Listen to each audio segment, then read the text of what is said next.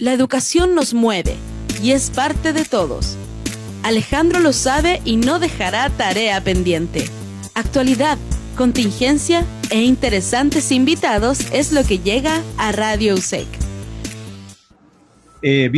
Buenas tardes, buenas noches, buenos días, como siempre nosotros decimos en nuestro programa, porque usted lo puede escuchar en la hora que pueda, digamos, que se haga un ratito, ¿cierto? Y que pueda escuchar este programa de Tarea Pendiente. Estamos partiendo nuevamente con un año full, ya estamos en marzo ya, nos llegó marzo, se nos vino marzo, y la verdad que estamos junto con Juan Pablo y con un tremendo invitado en esta digamos, este primer programa del año, ya, aunque habíamos tenido, cerramos enero, digámoslo así, pero digamos, nos permite partir el primer programa del año. Estamos hoy día con Antonio González Gres, quiero presentarlo previamente.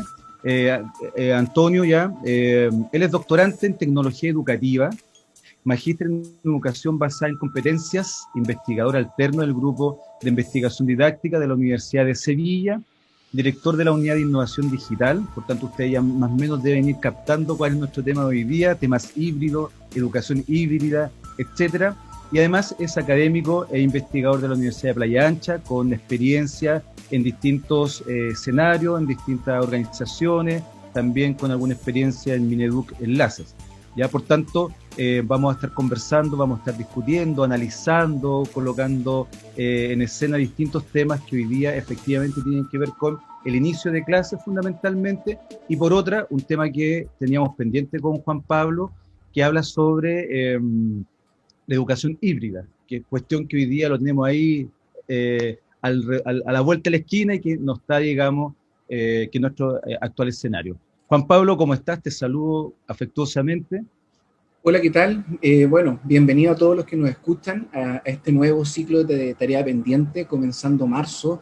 Como bien todos nosotros los profesores, dice, llegó marzo, comenzó generalmente nuestro año, ¿cierto? Comienza el año escolar y qué mejor que poder comenzar nuestro programa Tarea Pendiente hoy día viernes, de poder conversar sobre este tema tan interesante que se ha venido escuchando gracias a lo que ha sucedido con la pandemia. Si bien el año 2020 conversamos harto de los entornos virtuales de aprendizaje, de los aprendizajes que nos dejó la pandemia, pero creo que hoy, 2021, se nos viene un nuevo concepto. Y para eso, qué mejor de poder estar conversando hoy día, como decíamos, con este gran invitado, con Antonio, sobre todo de conversar qué es lo que entendemos hoy por educación híbrida. ¿Cómo vamos a enfrentar este escenario 2021 que tanto las autoridades nos han hablado, que tenemos que volver al aula, vamos a volver de una manera flexible, vamos a volver de una manera híbrida? Pero ¿qué entendemos por entornos híbridos? Antonio, te dejamos adelante para que nos comentes, nos empoderes un poquito de esta temática. Super. Bueno, primero que nada agradecerles la invitación. He visto su programa, he visto mucho de sus invitaciones, sus conversaciones, así que agradecido de estar acá. Es un espacio necesario. Creo que colocar en tema de conversación estos puntos que efectivamente emergen hoy en día y que en muchas ocasiones también genera cierta incertidumbre, porque hay conceptos que se confunden, hay conceptos que se funden con otros. Hay estrategias que tienen algunas instituciones, hay cuestiones que tienen que ver con los distintos niveles educativos, donde impacta más, impacta menos este fenómeno. Y creo que, bueno, un poco respondiendo a la pregunta inicial, yo creo que acá en este escenario, nosotros tenemos que hacer una pequeña diferenciación.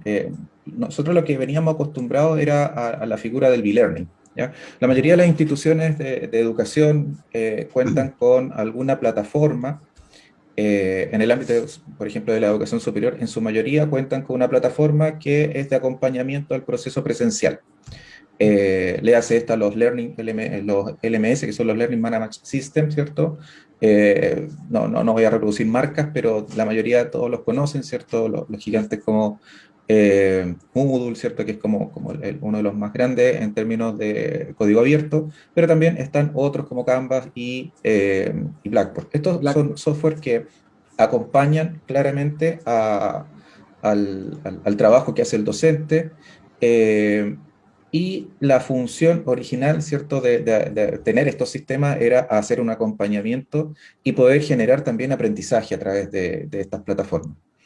Desafortunadamente ese trabajo, como dice este programa, venía siendo una tarea pendiente, porque en general ese espacio digital se venía transformando como un repositorio. Es decir, los materiales que yo ocupaba en la clase presencial los alojaba en ese sector, ¿cierto? En esta plataforma. En algunos casos había algunos tipos de avance donde había ciertos tipos de contenido, pero no se exploraba mucho más allá. Efectivamente, no había un trabajo, un diseño instruccional en torno a esta plataforma que pudiese terminar en un aprendizaje, el estudiante en una práctica que en el fondo pudiese proyectar otro tipo de actividades que fuera complementaria al trabajo que se va haciendo de manera presencial. Por lo tanto, esa figura es como lo que conocíamos como B-Learning, que de alguna u otra manera basa el proceso como aprendizaje en el uso de tecnología. Y también es un escenario donde se complementa. ¿Ya? Hay una figura de tiempo presencial que son este trabajo autónomo del estudiante. Y la idea, en el fondo, ¿cierto?, es que tanto estudiantes como docentes puedan ir explorando de manera conjunta. Y hoy en día, ¿cierto?, nace este concepto que es más antiguo que el B-Learning, de hecho, y que es la educación híbrida. ¿Ya? Esta educación híbrida es un elemento donde los componentes en línea están destinados a reemplazar cierta parte del tiempo presencial. A diferencia del B-Learning, que es un elemento complementario, acá en la educación híbrida es como ir reemplazando. De alguna manera ir haciendo ciertos acomodos para que en el fondo podamos tener una estructura, una ruta de aprendizaje acorde a las necesidades y flexibilidad que se destinen. Esto lo comento que no es totalmente nuevo, porque efectivamente hoy día está actualizado con la tecnología, pero antiguamente esto también era parte de la educación a distancia. Cuando efectivamente estamos hablando, cuando enviábamos los textos, había una gestión de autoaprendizaje de parte del estudiante y luego el estudiante iba a ciertas cosas que se necesitaban de presencialidad, como por ejemplo el tema de la evaluación, y eso hacía posible que efectivamente pudiésemos educar en el caso de Chile, por la longitud, ¿cierto?, desde el norte hasta zonas limítrofes en el sur, y pudiesen las universidades que estaban más bien ubicadas en la zona central, pudiese también tener cobertura en ese contexto. Entonces, esta educación híbrida aparece como un aporte importante al proceso formativo actual, porque dado la situación de pandemia, ¿cierto?, hay momentos en los cuales se puede asistir, otros momentos en los que no se va a poder asistir, y un poco vamos a ir en esta figura, ¿cierto?, como subidas y bajadas. Claro. Exacto. Entonces, la educación híbrida, cuando la pensamos y la desarrollamos como una parte de la metodología que vamos a aplicar, plantea entonces un diseño mucho más flexible del proceso formativo. Cuando nosotros pensamos un poco en el diseño instruccional, bien burdamente, ¿cierto? Lo que vamos haciendo es tomando una cierta cantidad de contenido y los vamos diseminando en cierta cantidad de tiempo, en semana. Y eso, en el fondo, es lo que un poco este escenario nos rompe. Y eso yo creo que es lo que genera incertidumbre, porque efectivamente estamos muy acostumbrados a esa secuencialidad, a esa linealidad, y no estamos como incorporando estos elementos que pueden ser sustantivos de mejorar otros aspectos de parte de nuestros estudiantes. Ahora, retomando esto desde la perspectiva del sistema escolar, es muy importante que podamos aprovechar esta oportunidad. ¿Por qué es una oportunidad? Porque efectivamente, si nosotros, y lo vemos por ejemplo en educación superior, cuando los chicos les solicitamos que generen un cierto grado de autonomía dentro del desarrollo de actividades, esta tiende a ser de muy baja atención, de muy baja motivación, y es porque efectivamente no se viene preparando a los chicos desde niveles más bajos a trabajar en estos modelos más inductivos, más de investigación, más de trabajo en equipo.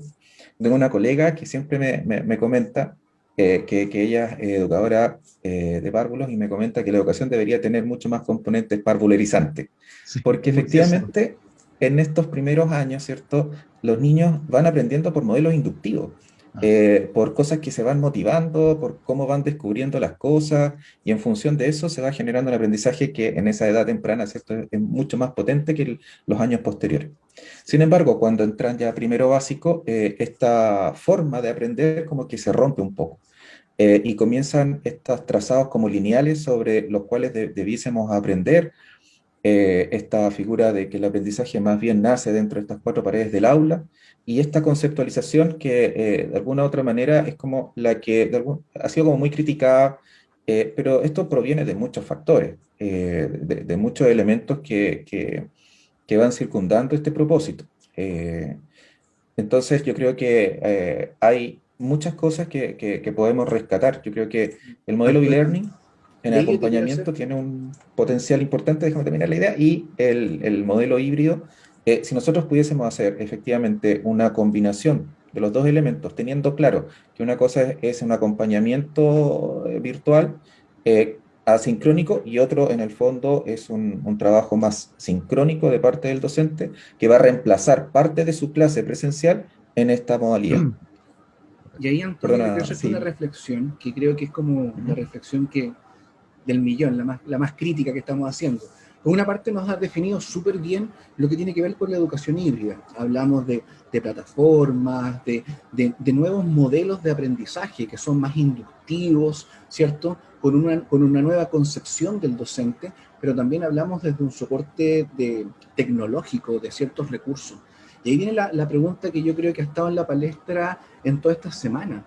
¿Y el sistema educativo chileno está entonces preparado para darle la vuelta a clase y comenzar con este sistema híbrido?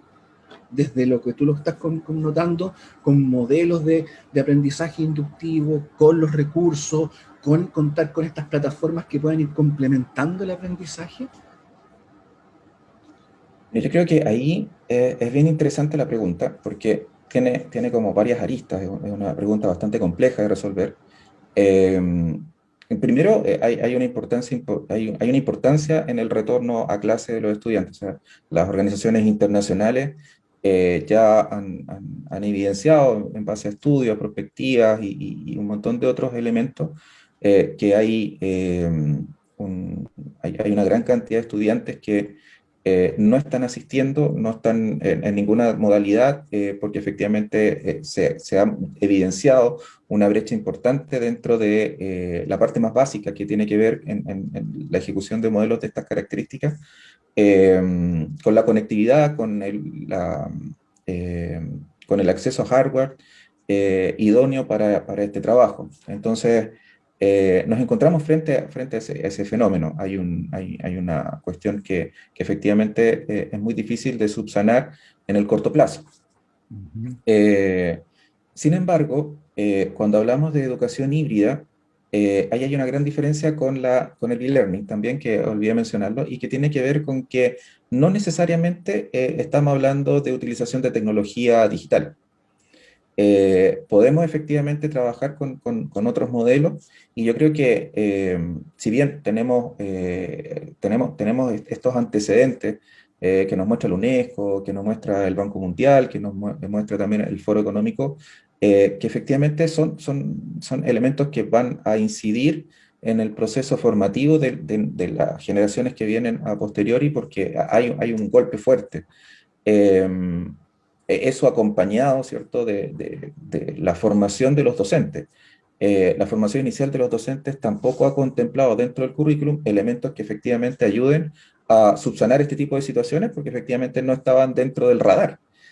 No había dentro del radar un apagón analógico fuerte de un sistema educativo. Entonces, acá nosotros tenemos hay dos elementos importantes. Una, si bien tenemos claro que es necesario la continuación de las clases, pero también es necesario educar. Y acá uno de los elementos importantes es quién y cómo, como sociedad, nos hacemos responsables de esta problemática, que significa que nuestros docentes no tengan las herramientas necesarias, no tengan la formación necesaria, que las familias también tengan un espacio donde el sistema educativo también acompañe y ayude a las familias. Acá hay problemas desde los aspectos comunicacionales, donde efectivamente, por eso yo decía que es muy, muy grato encontrar estos espacios como el que ustedes están abriendo, porque no todo es tragedia. Acá, junto con la problemática, también han nacido otras oportunidades. Han nacido elementos que nos favorecen como sociedad y como miramiento. Ahora, lo bueno es que salió de debajo de la alfombra que habían problemas que estaban generándose con brecha digital. Sale debajo de la alfombra que los nativos digitales no eran tan diestros como supuestamente la etiqueta sí suponía.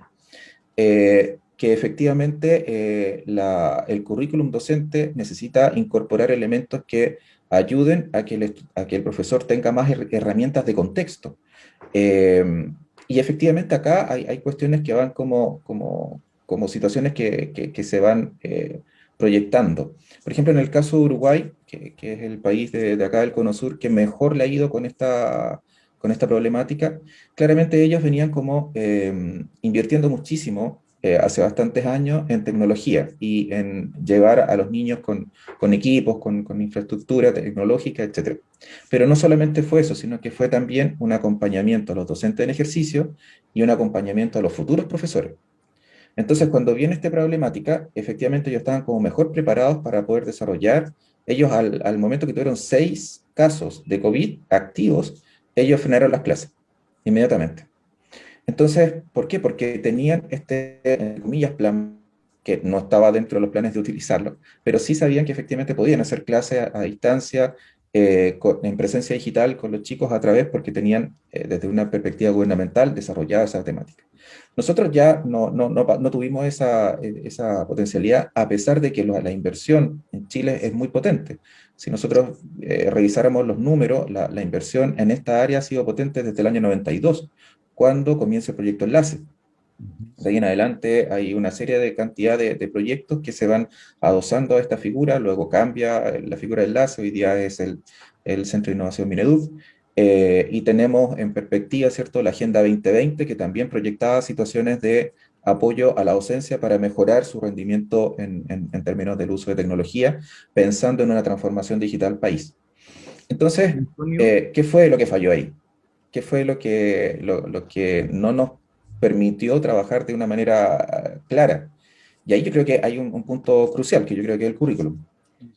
oye, lo que pasa es que te estaba escuchando y estaba como haciendo una relación más micro, que efectivamente tiene que ver con el currículum, con la experiencia que hubo en Uruguay, que estaban más preparados en términos de un plan B, como tú dices, y a la vez también tiene que ver con que tengo la impresión de que en Chile teníamos superficialmente un estar preparado, pero cuando hicimos doble clic nos dimos cuenta de que no estábamos tan preparados. Tengo esa impresión, por lo menos de la experiencia del 2020 y de la pandemia, como bien tú bien dices, se nos vino encima esto de repente. Entonces, quiero hacerte una pregunta más bien a nivel micro, a nivel curricular en ese sentido, ¿ya? A lo mejor no hay una respuesta, pero desde tu experiencia, de qué forma se podría avanzar, o también de la experiencia de Uruguay o de otros países, de qué manera pudiésemos avanzar desde un trabajo virtual de repositorio, que hay mucho de eso todavía,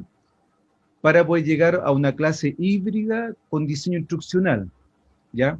Sé que no hay una respuesta en sí mismo, digamos, así, no hay una varita mágica, digamos, pero ¿cómo podríamos como país, o desde el currículum, o desde la política pública, sobre todo desde el currículum, que es lo que más nos interesa, cómo podríamos ir avanzando en ese sentido, digamos? Efectivamente, no existe la varita mágica, Así es. pero mira, yo creo que acá hay algunos fenómenos que se están dando de manera natural y espontánea y que hay que recoger esa experiencia eh, de manera importante. Yo creo que una de las cosas que debemos reconocer desde el sistema educativo en general, y eso no solamente a nivel nacional, sino a nivel, digamos, internacional, es que la educación, a distinción de otras áreas de desarrollo humano, ha sido la menos permeable al avance del tiempo, a los avances tecnológicos, al tema de ir incorporando otros elementos. Si uno lo ve en perspectiva, la incorporación de la televisión como un medio de trabajo educativo partió incipiente y nunca logró cuajar del todo. Lo mismo la radio, lo mismo así, los distintos medios, Y el tema de Internet fue el que más se introdujo porque en realidad tuvo una permeabilidad mucho más potente a nivel macro. Y esto en el fondo fue siempre como sesgado, no fue como un complemento generalizado.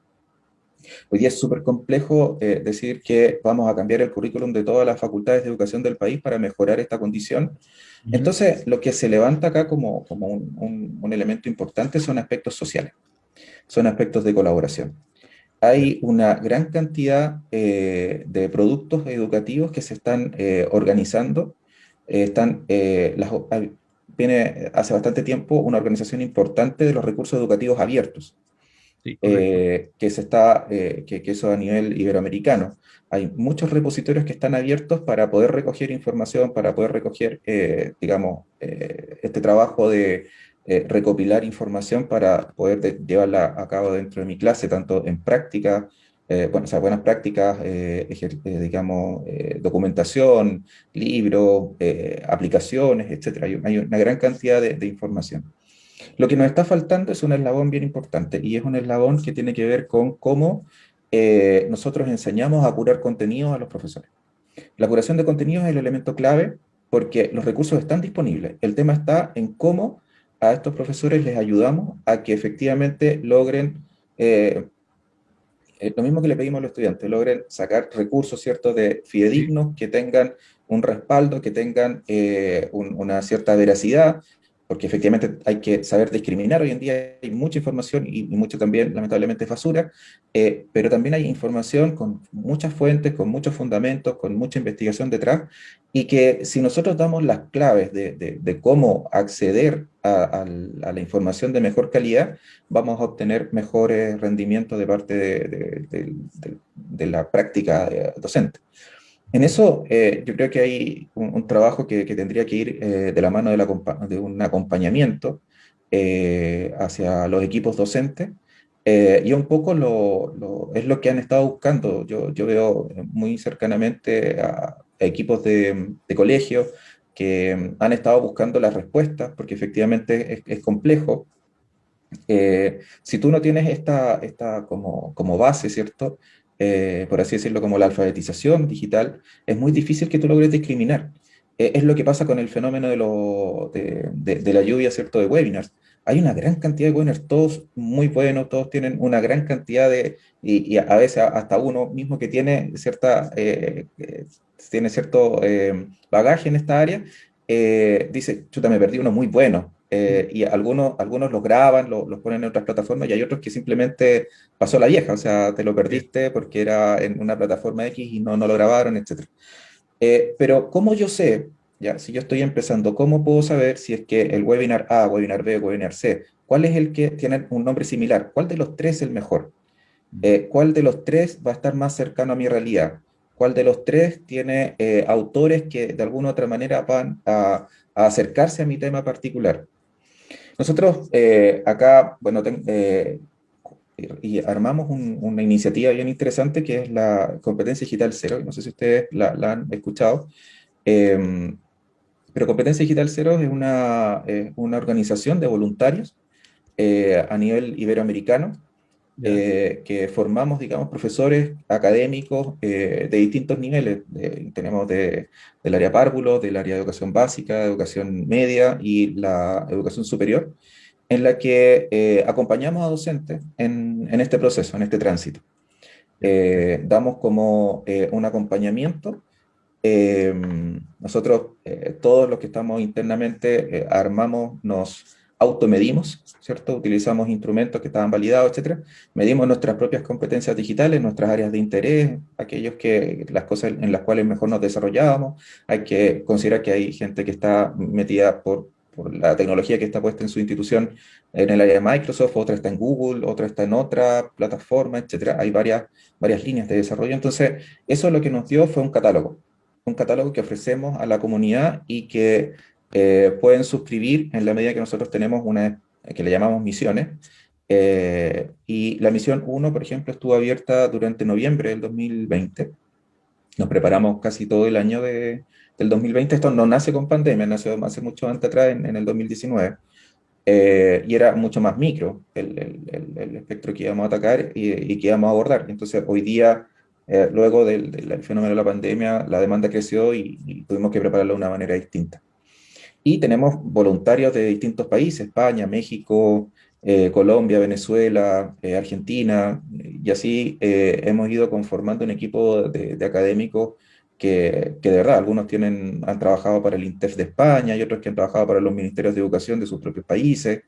Entonces, en el espacio hay una efervescencia interesante de comunicación, de interacción. La colaboración está ahí, está. Yo creo que es un fenómeno que es el intangible en el que nosotros también podemos basar estos procesos. Si estos modelos de estas características los llevásemos a modelos más micro dentro de un colegio, que 2, 3 profesores pudiesen llevar este proceso, claramente podrían ir resolviendo un tema de transmisión de información, de colocar en común e ir sistematizando estos procesos. Pero eso también tiene que ser parte de decisiones estratégicas de las instituciones educativas. Si esperamos a que se resuelva todo desde política pública, va a ser muy complejo. Hay que ir tomando decisiones a la interna y esas decisiones tienen que ir resolviendo en función de lo que está pasando. Hoy día yo creo que hay fenómenos que son muy potentes y que se están dando recién ahora. La educación no ha hecho transferencias de otras ciencias y de pronto fue muy celosa de esos aspectos. Por decir algo, hoy día la neurociencia valida la figura de que una clase efectiva, ¿cierto? Debe pasar por fases. Primero llamar la atención, luego intencionar el deseo y luego llevar a la acción. Y eso fue resuelto hace 50 años por el ámbito del marketing, la publicidad y el diseño, donde ya tenían claro que efectivamente encauzando estos elementos podríamos llegar a la acción de un elemento concreto. Pero eso efectivamente no, porque eso es una ciencia que tiene que ver con la compra y venta, mercantilismo y etcétera. Pero si nosotros recogemos lo mejor de eso y lo llevamos al sistema educativo, hoy día está validado por la neurociencia. Entonces, nos tardamos 50 años en que existiera una transferencia desde las otras ciencias a la educación para potenciar desde la comunicación un elemento tan importante como la motivación del estudiante. Esos son elementos que circundan el proceso y en el cual podemos abordar la problemática que tenemos ahora. Y ahí yo quiero hacerte una mirada que es un poquito como el gran aprendizaje de lo que fue un poquito la pandemia y que siempre en este programa lo hemos tratado de realzar. Creo que la pandemia nos mostró una nueva mirada del profesor y yo creo que hemos sido a lo mejor hasta el momento dentro de este programa Tarea Pendiente bastante críticos, viendo lo negativo del sistema, el vaso medio vacío, pero creo que también es momento de ver el vaso medio lleno. Y lo veíamos con bastantes actividades bien significativas que ocurrieron el año pasado, de primero que todo, que siempre lo sacamos, el profesor tuvo una vuelta a lo esencial de poder ser maestro. Se pudo empezar a preocupar con la pandemia de lo esencial, del desarrollo socioemocional, se empezó a preocupar de tener una buena relación entre familia, escuela-familia, vimos que todos los profesores llamaban a sus apoderados, hubo el intento de hacer un contacto. Yo creo que no hubo profesor que no trató de buscar alguna estrategia de comunicarse con el estudiante, ya sea por Instagram, por Facebook, por WhatsApp, generaron Zoom, etc. Entonces, me gustaría ahora entrar un poquito al vaso medio lleno, porque yo creo que hay muchos profesores que nos están escuchando y dicen, a mí este tema del sistema híbrido, esto de poder complementar la presencialidad con los entornos virtuales de aprendizaje, me la puedo, ¿cierto? A lo mejor, como tú dices, estamos frente a un currículum que no ha tenido una formación inicial docente tan fuerte en el desarrollo curricular hacia la instalación de aprendizaje más activos, participativos, como son aprendizaje basado en proyectos, flipping class o métodos inductivos. Pero ¿qué podemos dejar a este profesor que quiere reflexionar sobre su práctica, la quiere transformar y desde su propio desarrollo profesional docente involucrar este aprendizaje como está debidamente mediado para generar un aprendizaje de calidad en los entornos virtuales? Yo creo que es clave ese punto, Juan Pablo. En una experiencia también que resolvimos el año pasado, en medio de la figura de la pandemia con la mesa TICFIT, claro, trabaja en el estímulo de la utilización de tecnología en la formación inicial docente. Nosotros hacemos un concurso anual. Este año lo desarrollamos en la Universidad Católica de Temuco. Eh, y claramente hacemos una convocatoria abierta, invitamos a estudiantes a mostrar cuáles han sido los avances que han desarrollado y de qué forma han sido, digamos, potenciados. Y debo reconocer que lo que nosotros esperábamos era una baja importante dentro de la convocatoria. Los años anteriores ya venía como un poquitito bajando. Año 2019 había sido un poquito bajo en términos de cantidad de trabajo. En cambio, en el 2020, si bien partió muy alicaído, terminó siendo muy potente en términos de la cantidad de experiencias que llegaron y también en la calidad. Ahora, ¿cuál es la conexión?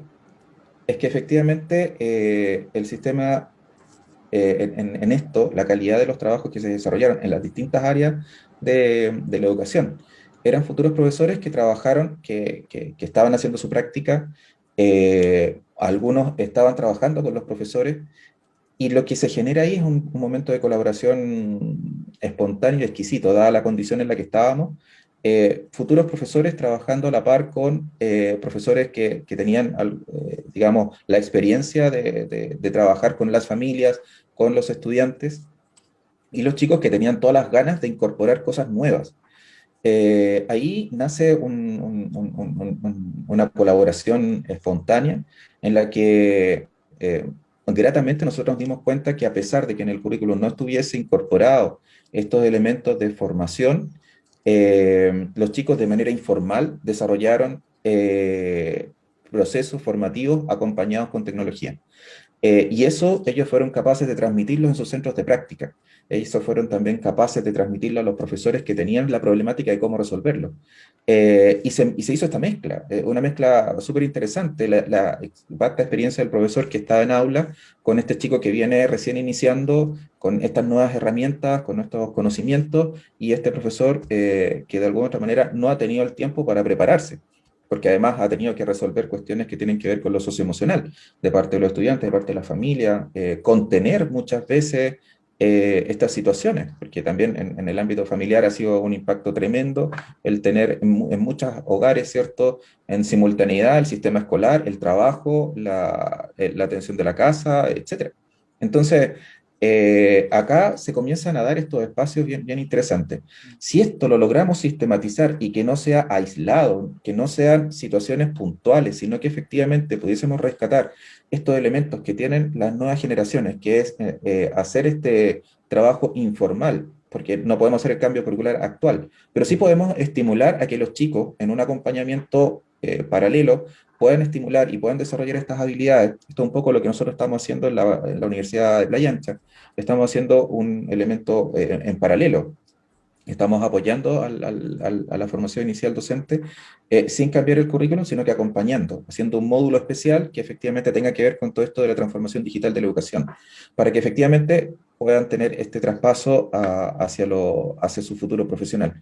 Pero en el caso puntual de lo que hoy día se puede solucionar, yo creo que es formalizar, sistematizar el cómo los nuevos estudiantes, ¿cierto?, pueden aportar con ese conocimiento que tienen a los profesores que están en ejercicio, que efectivamente no tienen el tiempo, pero si podemos hacer esta complementariedad, vamos a poder generar un sistema que efectivamente venga en apoyo a la docencia en el mediano más corto plazo, que si esperamos que se solucionen desde otras dimensiones.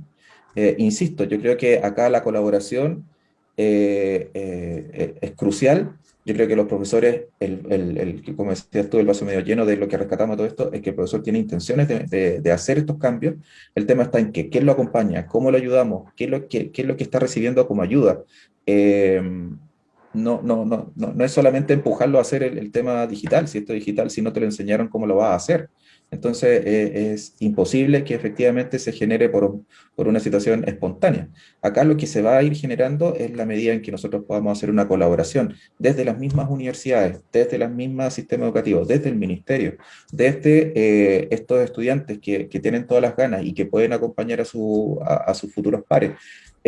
vamos a generar entonces un cambio que va a aportar de manera significativa a que fluya de mejor manera procesos de formación híbrida, en línea o incluso una mezcla de ambas. Yo creo que ahí vamos a ir generando espacios en una perspectiva positiva. Dejar de mirar el vaso medio lleno es, creo, también parte del ejercicio que tenemos que hacer. Pero eso es un problema sistémico, o sea, todos tenemos que ponernos en esa misma sintonía, sintonizar el dial y hacer la tarea pendiente. Yo creo que el potencial está, y creo que todos nuestros profesores, como tú dices, con esta heterogeneidad que tenemos profesores con más potencialidades, lo cual se mezcla con la experiencia de tener esta relación con la familia, la comunidad, y efectivamente lo que tú estás diciendo, el formar comunidades de aprendizaje y trabajar de manera colaborativa es la clave, yo creo que es la clave. Alejandro, tú querías decir ahí, que justo te interrumpí. No, sí, es que, bien, sí, lo que estaba pensando un poco lo que plantea Antonio en términos de esta, digámoslo así, esta nueva didáctica de la enseñanza híbrida, que en el fondo en eso se ha ido transformando, y hacia allá debemos apuntar. Antonio algo planteaba, porque me preguntaba yo, bueno, en adelante, ¿qué es lo que se viene, digamos? ¿Ya? Yo creo que es súper importante el trabajo colaborativo, como bien dice Antonio.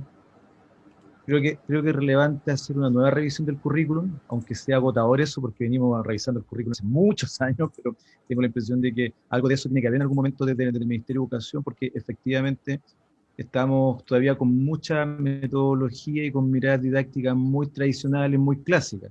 Claro, porque en algún momento eso funcionó bien, digamos, pero hoy día, en un nuevo marco, no solamente la pandemia, un poco considerar también la historia, como bien dice Antonio, esta cosa de lo híbrido o de lo virtual no es una cuestión que aparece con la pandemia, sino que viene de muchos años antes, pero la pandemia, digamos, fue la vitrina para decir, mira, esto también existe, son otros planes de otras metodologías de trabajo. Entonces, a partir de esos elementos, igual me sigo un poco como preguntando, bueno, ¿cómo lo vamos a hacer hacia el futuro?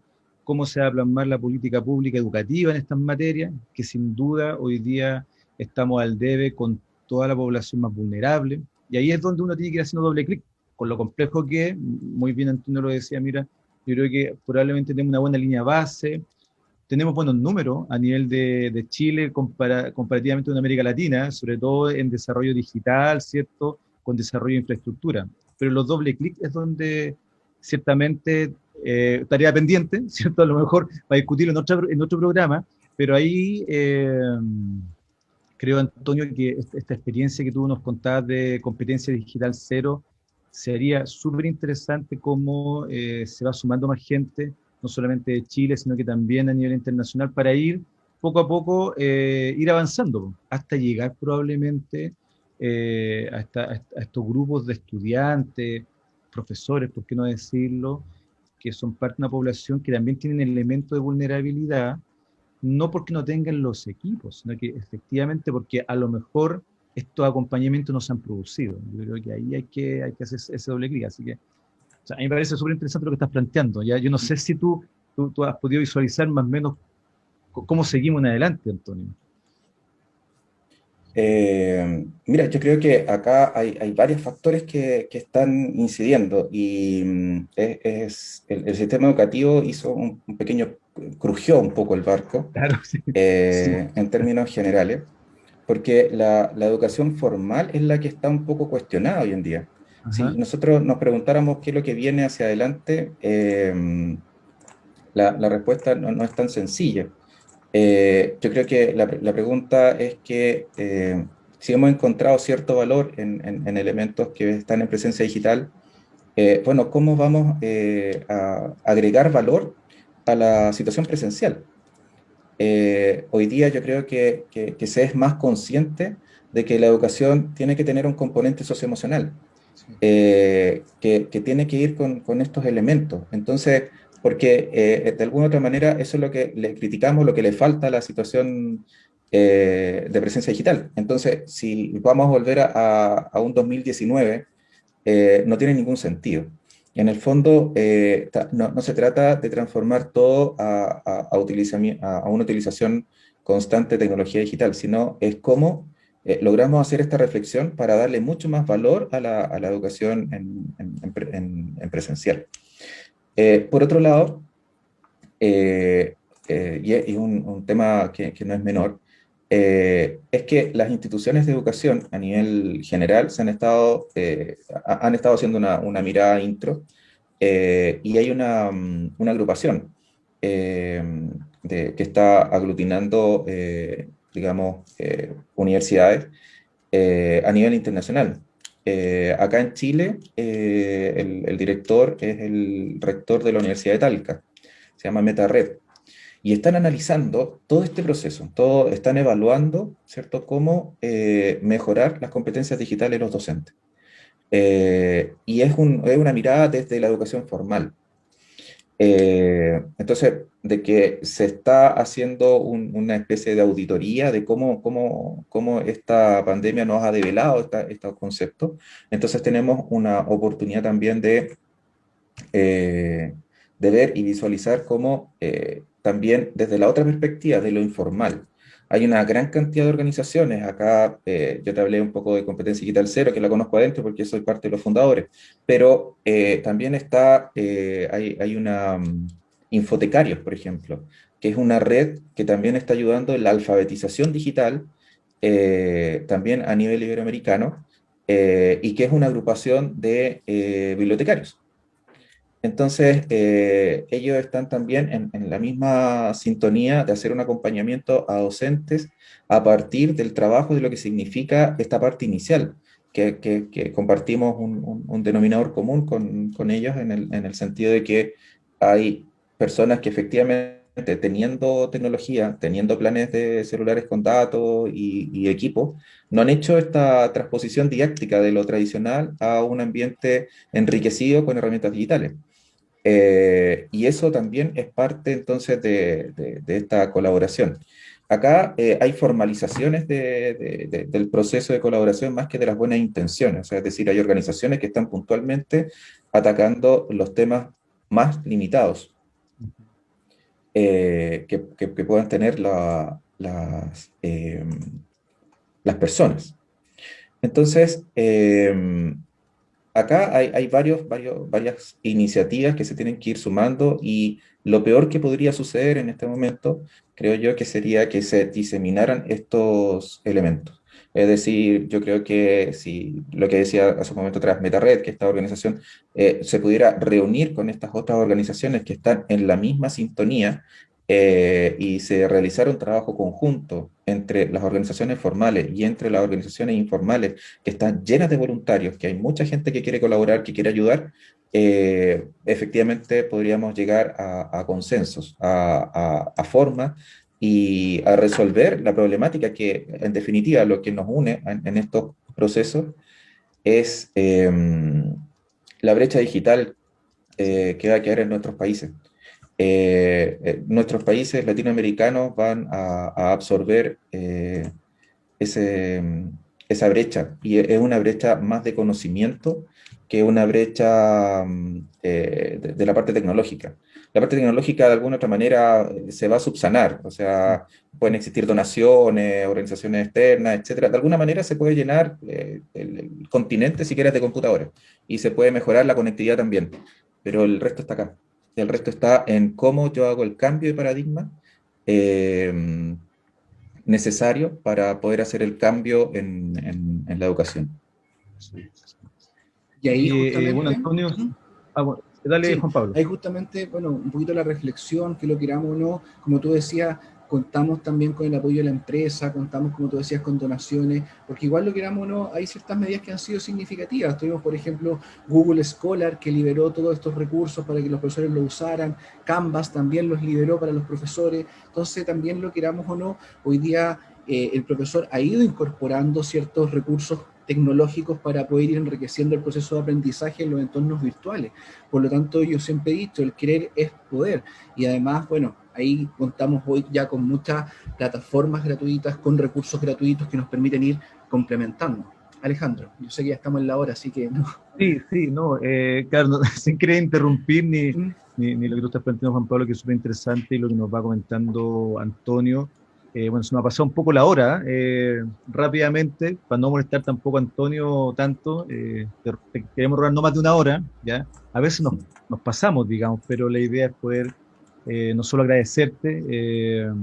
Yo anoté varias cosas, Antonio, sobre todo una red que están mencionando, las anoté porque me parece súper interesante poder estar interiorizado un poco más en el tema, ¿ya? También nosotros desde nuestras tareas en la universidad que trabajamos y que vamos desarrollando distintos aspectos de la docencia, nos parece súper interesante poder ir siendo parte, ir ampliando el circuito de este desarrollo digital que se está dando en el país, y yo comparto contigo de manera informal o en instancias más informales, pero que son muy necesarias, digamos, programas y otros. Así que, por mi parte, Antonio, darte las gracias. La verdad que súper pedagógica tu presentación, en la medida que ibas redactando algunas cosas, que nos ibas contando, narrando algunas cosas.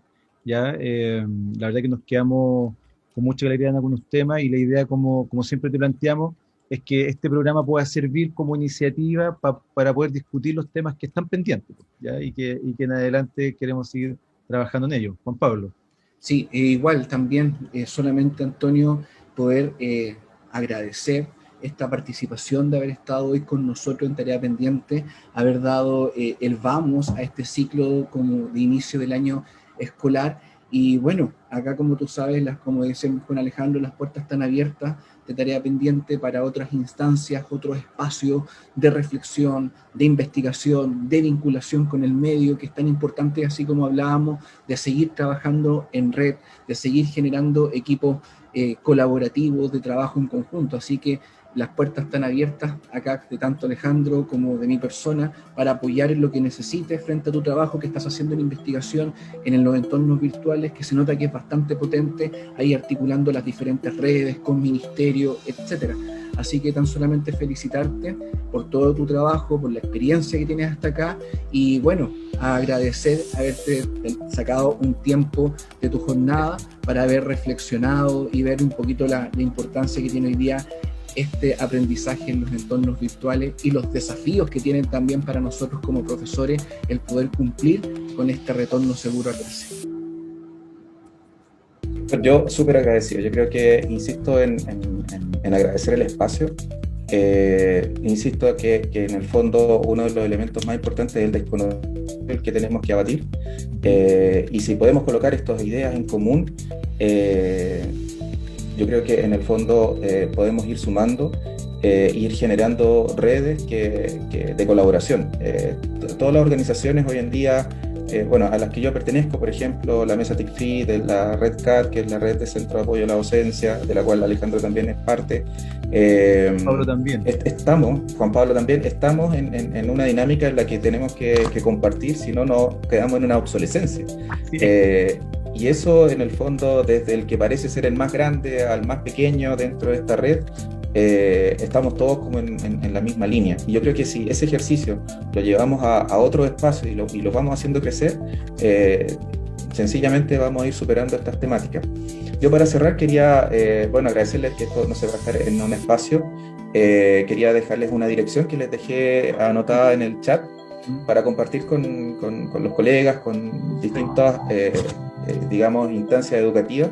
Es un manual, una guía del docente con herramientas que sirven para el aprendizaje. Esto fue confeccionado por el equipo de Competencia Digital Cero. Es totalmente abierto, es gratuito, así que lo pueden difundir.